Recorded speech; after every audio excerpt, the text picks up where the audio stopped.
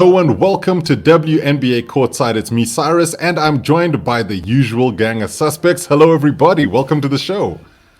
What's up, though? I mean, it's playoff season, people. You know, this is exactly what it's all been about. We wanted the people to get back on court. They did that. The regular season has come, and now it is gone. We know exactly who's going to be in the playoffs, and it has been exciting. Now, I know we're going to have to get some of the other stuff out of the way first, so let's start with a congratulatory message to Lethabo because, and I'm going to put a graphic up. As you can see, we've got the full standings here, and her Washington Mystics made it to the 8th spot. They managed to squeeze in. You know, this is one of those things where, Lee, I think, we've got to give kudos to those ladies you've been supporting. Are you giving away participation exactly. trophy? You guys have been denying them the entire time. I'm done. I'm still denying them. Yeah. Well, they did extremely well to get there. And I mean, like, if we just look at the teams that have actually made it to the playoffs, it's quite a mixed bag. I think the most incredible thing was what happened on the last day of the WNBA regular season with the Aces beating the Seattle Storm. And we talked about that being a game to watch to make sure that they become the number 1 seed in the WNBA. It's what an incredible achievement. And Nthabiseng, I know you're on mute at the moment, but you got to tell us, you were in Seattle. Do you think they'd be devastated? I don't think they would because they're still up there. They still have a chance to win a chip. It's not over. You know, they still placed really high in the seedings. So I don't think anybody would be hacked with it. I'm just super thrilled for Asia and the Aces team. So I'm ready for these playoffs to actually start. I love that. And you know what's amazing about it is that although we use the fact that you were in Seattle recently to now crown you a Seattle Storm fan, but you're as big a fan of the Aces as you are of the Storm at the moment. I am. Like, I do love the Storm a lot, but then, man, the Aces, I've been riding with them this whole season, so I'm not about to drop them. Now, Kaunda is another massive, massive Aces fan because him and I have had loads of conversations about A'ja Wilson, just her impact on the WNBA and how important she'll be for some of the teams. Kaunda, do you think that this number 1 seed will really make the Aces feel very confident that they can win it all? Absolutely, Cyrus. I mean, look, when you beat the de facto top seeded team, and you take that top spot, there's a certain confidence that comes with that, especially if you look back at how they started the season. You know, no Liz Cambage, bringing in Angel McCoughtry as another veteran, you know, gelling issues at the beginning. And then all of a sudden, I mean, like Lee brings out a very important point every time we mention the Aces, and that's the 3-shot, which is something that they've been struggling with all season. But to wind up at the top of the WNBA going into the playoffs, that's a great achievement. I think it should give you motivation to think, unlike the Milwaukee Bucks, maybe we could take this. The shots that are being fired, Yeah, I said it. Yeah, I said it. Well, Lethabo, in fact, that was a great way to sort of bring the point across to you because, and we'll bring the graphic back, we see the Aces going up all the way to the number 1 spot. The end of this WNBA season had so much excitement because we had change at the top and then we also had change at the bottom because the Mystics managed to wangle their way in there despite all of the efforts of Arika Ngumbuwale, who, for me, the scoring champion, she broke records in doing it. It's just an incredible thing to see. But as we start talking about some of the games to watch in the first round, do you think the Mystics, Kaunda alluded to a participation trophy? Is this just like yes, we made it, thank goodness, we're just there for one extra or a couple extra days?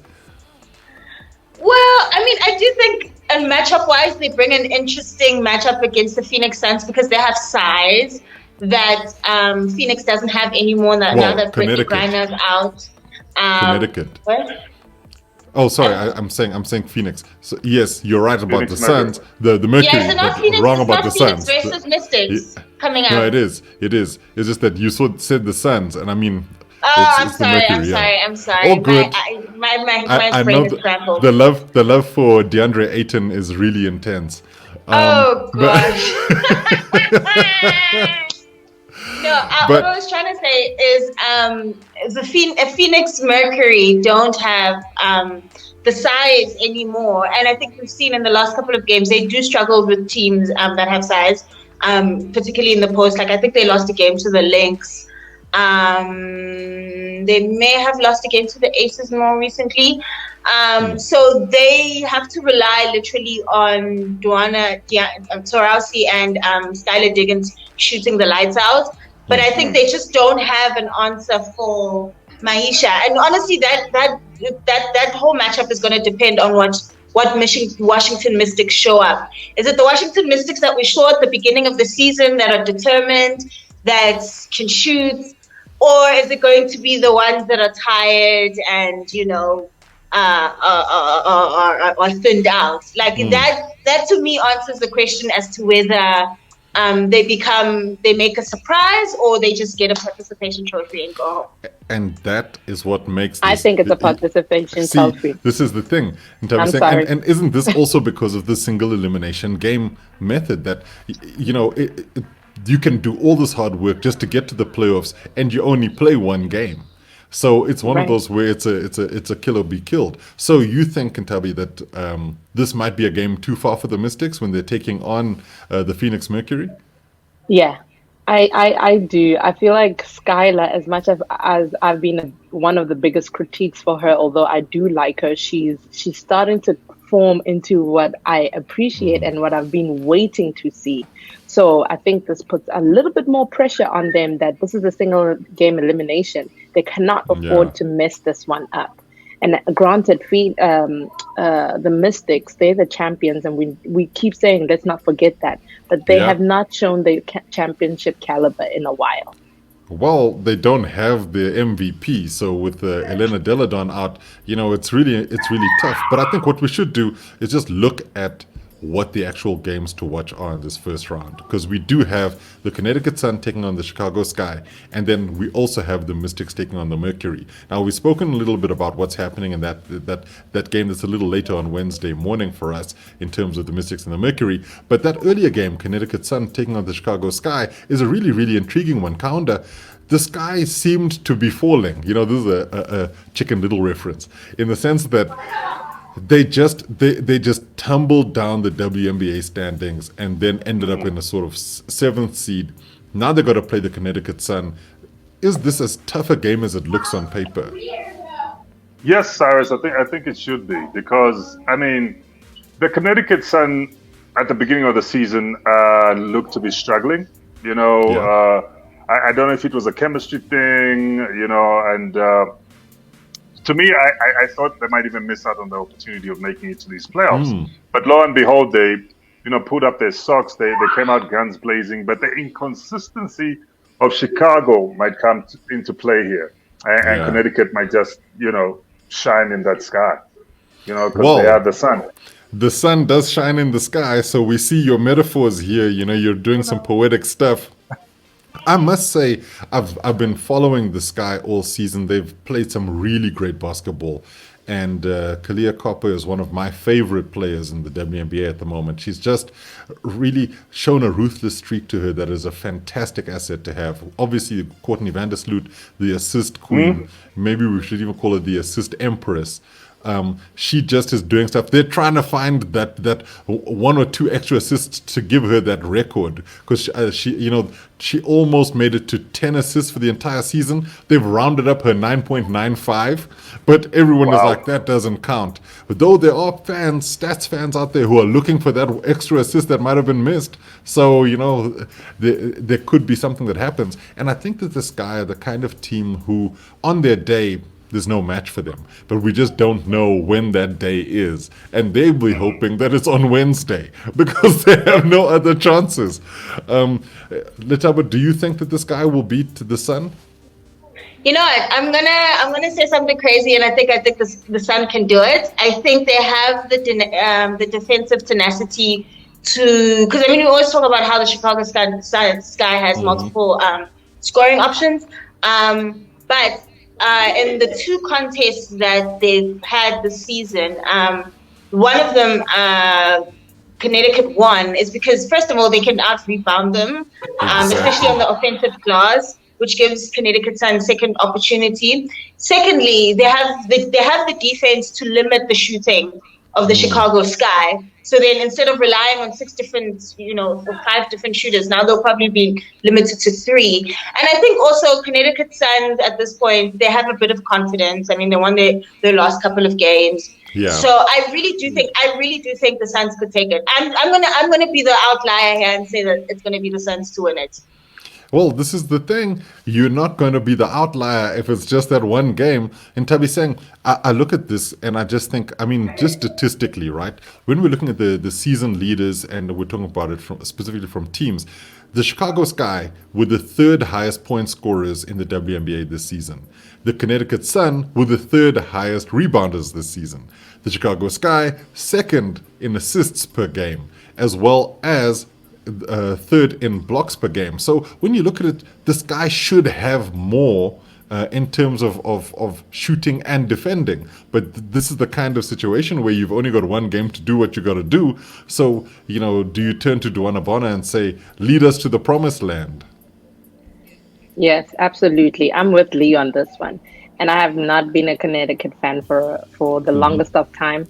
But I'm a defensive player. I'm all about defense. Yeah. Defense wins games for me. And the Connecticut Suns have proven that defensively they can make it. If you've seen the past couple of games that they've played, they've showed us that it's their defense that will get them there. And yes, you have Nthabiseng, but you got to get everybody else involved to win those games. And I think that they will get to the point where they understand what they need, which pieces to put where, so that they can have those shooting abilities and win. But this time, defense will win them the games. And if you get those offensive boards that Chicago can't get, then what more do you need? And when you look at it, Alyssa Thomas is leading.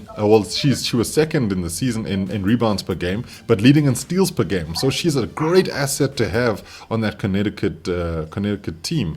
Now, Kaunda, we've spoken about it at length. The ladies feel that the Sun will probably beat the Sky in order to get through to the next round. Do you believe the same thing? And if so, why? Me?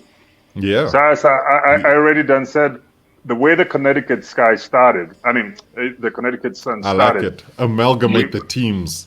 Just make one team, Connecticut Sky. Yeah. No, look, Cyrus, I questioned the Sun at the beginning of the season, but they showed me that they could hang in there.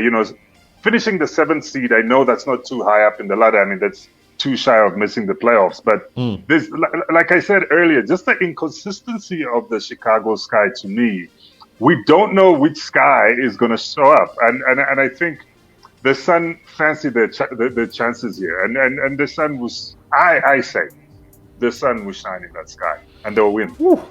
Okay, so 3 people going for the Sun. I mean, I can't because I'm looking at this guy and I'm thinking, we've got Ali Quigley, we've got Courtney Vandersloot, we've got Kalia Copper.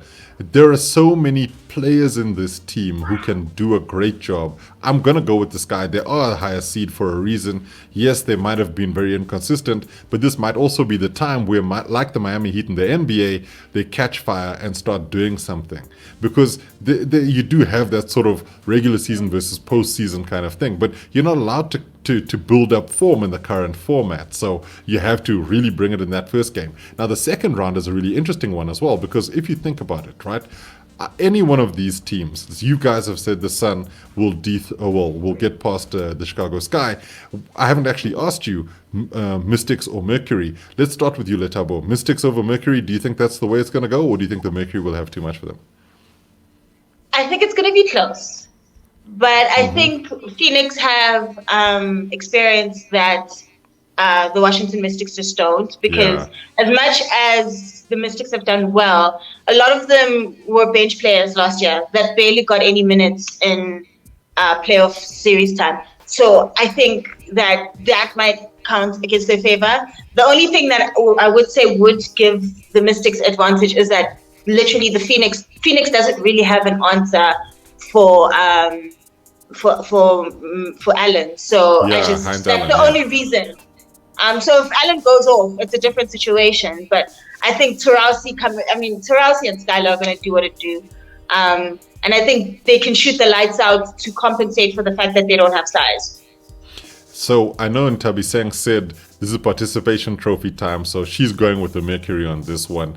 Kaunda, are you saying the same thing? Mercury over the Mystics? Or is this another case of you saying, hey, the lower seed can do it? Look, usually I do support the underdog, unless they're playing the Lakers. But they're going down. In this case, I've got to err on the side of caution. And just knowing the struggles. I mean, the Mystics are not like Lethabo rightly put it. They're not the Mystics from last season. They kind of feel like a team that's on the rebuild. You know what I'm saying? They kind of feel like they blew it all up and then they're rebuilding the squad. Yeah. Rightfully so. I think there comes a time when some bench players who have proven themselves deserve a starting spot. But obviously for the Mystics, this hasn't been the perfect time, especially after having won the championship last season. And that's why I think this time the Mercury, especially the groove that they're in, could take. But of course, there is the lack of real size at the Mercury at the moment, because obviously the dominant big is out at the moment. Yeah, so Brittany Griner. So maybe that might be a little bit of a tricky situation for them. But I've got, I feel it inside that the current run that they're on, the kind of groove that they're on, they could take the Mystics. Well, let's put it this way: when Skylar Diggins-Smith is scoring half-court heaves, how are you going to stop that? So I think it's a full house of us saying the Mercury will probably get past the Mystics. It was great, Mystics, but maybe don't. Let's just get all your stuff together. Suitcases at the ready. You never know. But if we actually 1, 2, 3, Cancun. Is that the code? I believe that's what they're saying. But and everybody can't go to Cancun. So some people gotta go on holiday in other places too. Barbados maybe. So let's look at how things should work, because if we're in agreement that the Mercury go through to the next round, and you guys are saying that the Sun might top the Sky, and that's where you've gone, in essence what will happen is that the third seed Los Angeles Sparks would then play the Connecticut Sun, because they are the lower of the seeds who would have made it through to the next round, which then means that the other single game elimination matchup is the Minnesota Lynx taking on the fifth seeded Phoenix Mercury. Those would be some incredible games. Now, do you then say that obviously by virtue of having done what they need to do in order to become the third seed, the Sparks should then get past the Connecticut Sun? I'll start with you, Kaunda. Whew, that's a tough. Can I take a moment? Can I come next? Oh, he needs a few moments. Okay, and Nthabiseng, you seem like you're ready. So, so Lethabo, you're going straight there. You're like, oh, the Sparks, the food, the size of the food's a little too hefty for the throat. Exactly. I mean, they're their own worst enemies when it comes to the playoffs. I mean, I think even if you throw the Connecticut, especially if the Connecticut Suns feel a bit confident, and then the Sparks just blow it again. But they might have learned their lesson. They might. Who knows? We'll see. Well, Nthabiseng, I'm gonna go with the Sparks. I don't think they have it in them to just let themselves lose the game like that against the Suns. Again. Absolutely not. So I'm going again. No, Yeah. I'm going with the Sparks. I mean, it seems likely to me that the Sparks should win this one. And, Lethabo made the call about experience in terms of how that will help the Mercury in their game. I think the Sparks will have the same thing. When you've got Neko Ogumike, Candace Parker, and Chelsea Gray on your side, that's a lot of experience in that team. And they should be able to just push themselves past a Connecticut Sun team who've done very well. But it is also one of those, it's a 50-50 when you're playing in, it's basically 2 game sevens, a single game elimination in round 1, a single game elimination in round 2. So Kaunda, are you ready to make a call? Yep, I never bet against my Los Angeles Sparks, so I was it just seemed waiting like you to see were what close everybody to else. it. No, I just wanted to know what everybody else was saying, but I live in LA. You're trying to copy our homework. No, I love the palm trees. It never rains. Okay. So you're saying the Sparks should have enough for the Connecticut Sun, but we have that other it's going to be a matchup, tough right? fight. It's going to be a tough fight if it is the without a matchup. But I doubt. think I think the Sparks don't want it to happen again because you remember what happened last time. So it's going to be like, okay, you again. Well, I must say, I fancy the Sparks over the Connecticut Sun, but if it goes the way I predicted, that the Sky come up against the Sparks, that I think makes it a whole lot of a different game. And I do think that the Sky, if they've gotten into their groove after the first game, so the first round, they might have, they'll be a lot fresher, they'll be game ready because the Sparks have been waiting. And I think that could be another game where the Sparks get eliminated early. So for me, the Sparks have to hope that the Sun beat the Sky in order to give themselves a better chance. Because if the Sky go through, I think they're going to be the ones who might shock the Sparks again and then advance to the semifinals. Now, Lethabo, I'm going to ask you very quickly, if it was a Sky versus Sparks game, do you think that it would go the way of the Sparks? Because you've already said that the Sparks would come a cropper against the Sun. No, I didn't actually say that. I was just saying they could choke again. It is a possibility. I still think the Sparks, with both teams that win. Like the only way they would lose is if they were their own worst enemies. So they would lose the game because they lost the game, not because Connecticut was stronger or because the Sky was stronger. It's because they either didn't do A or B, they didn't shoot well, or they missed their free throws, or they didn't get their rebounds. I don't think it would be because the other team is superior. They should win it. And I get that. But because the thing about it is that it would be a form thing. You've been off for a couple of days. You're supposed to be fresher, but then that also affects your sharpness. Right. We're coming towards the end of the show, but I have a couple more things to ask. The first one being, we now know that the second round starts early Friday morning Central African time. It'll be the same times, 1 in the morning and then 3 in the morning. We just don't know who the opponents will be to face, Minnesota or Los Angeles. There's such a quick turnaround because on Sunday, you then have the beginning of the semifinals. And that's where it gets very tasty because you've got the Aces and you've got the Storm involved as well. Now, I think that it will be too difficult to try and sort of guess who will actually get through all of those. But let's take it back to, now we're into the best of 5 series. And Nthabiseng, I'll start with you. Do any of these teams fancy their chances against playing either the Aces or the Storm in a best of 5 series?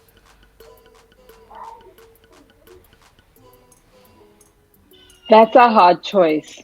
Wow.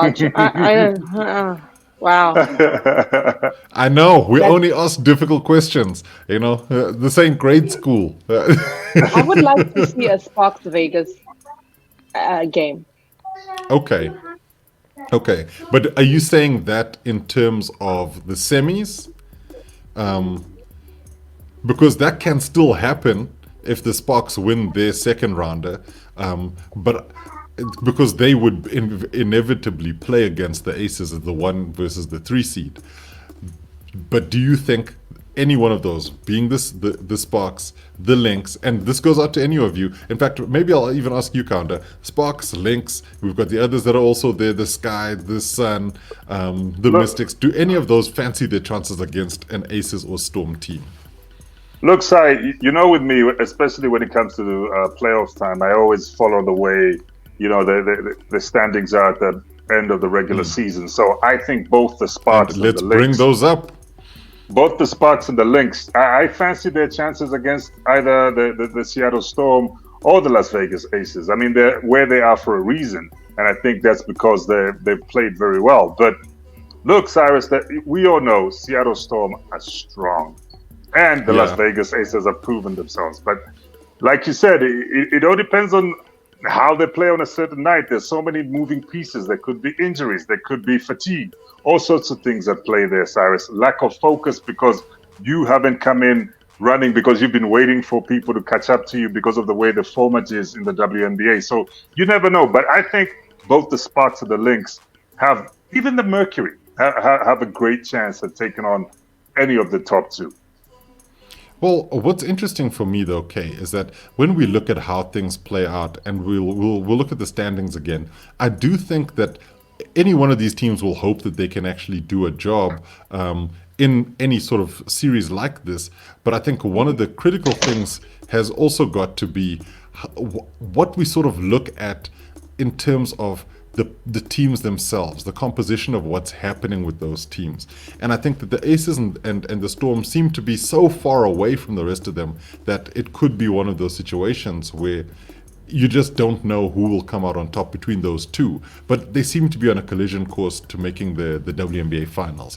Lethabo, do you agree with that? That this should invariably be an Aces versus Storm WNBA finals? Yeah. I don't see it any other way, to be honest. Okay. Well, Kaunda, you agree? No, anything can happen from here on in, Cyrus. I'm telling you, either the Lynx, the Sparks, something will change there. Something will change there, unless just the Aces and the Storm just hold on tight. But you see, anything can change there. The top 4 teams, it's always a gamble there. Yeah, I don't think it is. I think the Lynx just don't have enough offensive firepower. Low-key, neither do the Sparks. We've always talked about how the Sparks don't have a 3-point shot. They're gonna get exposed. The weaknesses that we've been talking about throughout the entire season, they're gonna get exposed by teams like the Aces and Seattle. Especially since Seattle is such a well-rounded team, I highly doubt it. Okay, because I think that this really is one of those. I agree with Lethabo here. I think this is going to be one of those situations where the Sparks might not have enough to challenge. The Lynx might not have enough to challenge, and either one of those that they'll face before them. When you look at the Aces and the Storm, they seem to be so much better than everybody else, and so that's a difficult thing to. This is a difficult thing to sort of see and determine as to who will actually come out on top. But I do think that it inevitably will be an Aces versus Storm WNBA finals. Let's inject it into my veins. Yes, you will have that. You will have that. Let's end the show by talking about the players of the week. We've just had that announced today. You've got. Somebody's favorite player is suddenly there. And, Maisha Hines-Allen, she's did this at the beginning of the season. She did it when it counted towards the end of the season. So it's great to see her as one of the players of the week. And then A'ja Wilson, who I think a lot of people are actually, they tend to believe she's probably the incumbent MVP. So they both really are deserving. And I mean, if we look at their numbers, Hines-Allen, 24.3 points per game during the week. You've got 9.5 rebounds and 3.3 assists. That's just ludicrous. Then you look at A'ja, 21 points, 9 rebounds, 3 blocks. I mean, she's giving you everything that you want in an all-star, in not just all-star, but an MVP caliber player. Kaunda, do you think that this is the season where A'ja Wilson might win that MVP? Yeah, first of all, Cyrus, big shout out to Maisha. I think she's a great player and she's definitely deserving this week, looking at the kind of performances she's been putting up and the kind of numbers you see right next to her name. And A'ja Wilson, Cyrus, I've been singing her praise for like 2 seasons on the trot now, and I'm not surprised. And I think maybe this is the season where they give her that MVP crown. Well, it looks like it, and I must say the only other person that might actually stand in her way is, somebody who's been an MVP already in Breanna Stewart. I think the fact that the Aces got the top seed. At this point, it belongs to A'ja, and also just consider the narrative, the fact that A'ja didn't have Liz Cambage, and people were wondering what was going to happen with the Aces. That, and mix it in with probably a little bit of voter exhaustion. Just be like, giving it to Bree again. Like, it's just not going to make sense. I really do think the stars have aligned for A'ja to win it. And she deserves it. I mean, she's had consistently really good seasons. So, I mean, Stewie can win it another year. It's kind of like a LeBron thing where it's like, you're virtually the MVP all the time. So give the other girls a chance. Man, Lee, you are spitting fire here, and I agree with you all the way. I think that A'ja Wilson, just the stats don't lie. The numbers really don't lie. She's been so good this season. And I think that, winning this Player of the Week is a fantastic accolade for her.